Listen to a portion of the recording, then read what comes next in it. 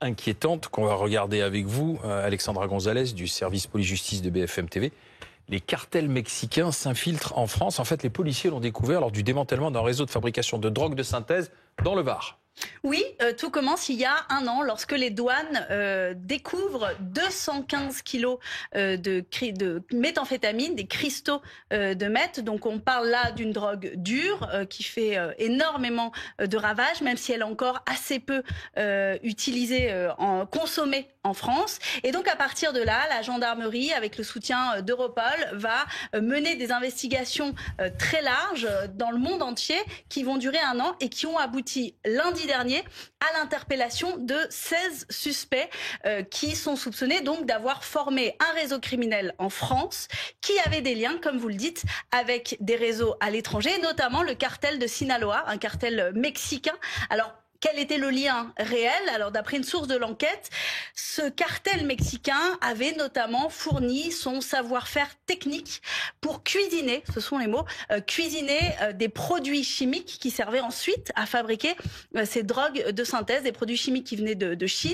Et donc, ces Mexicains fournissent en fait à la fois la façon de faire avec des personnes qui viennent montrer, enseigner comment cuisiner tout cela. Qu'est-ce qu'on a saisi sur place?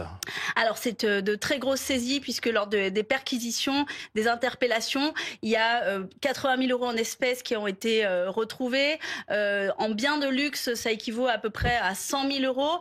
Des crypto-monnaies ont été gelées, des comptes bancaires également. Les crypto-monnaies qui servaient pour ces narcotrafiquants en France pour leur usage. Et puis surtout, le point saillant aussi dans cette histoire, c'est cette fameuse villa luxueuse qui était dans l'arrière-pays varois.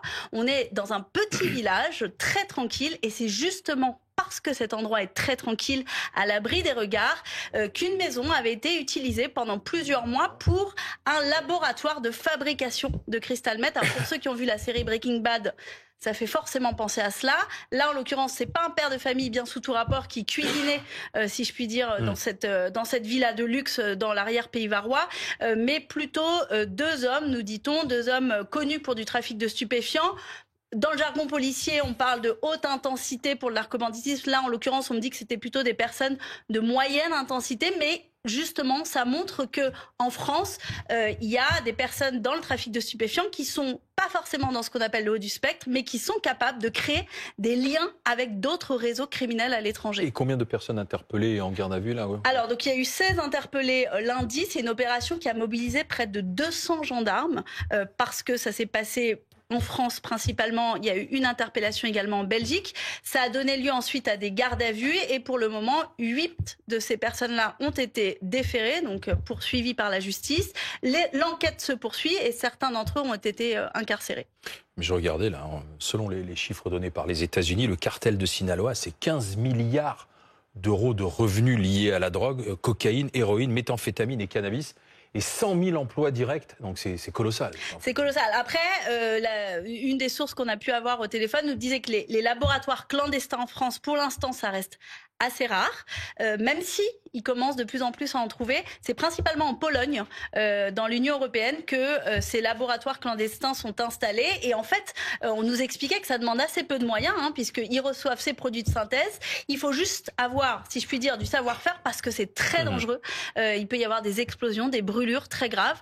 Mais donc, ils fabriquent ces cristaux de méthamphétamine qu'ils revendent ensuite, qu'ils écoulent sur le territoire français et dans l'Union européenne. Merci Alexandra Gonzalez.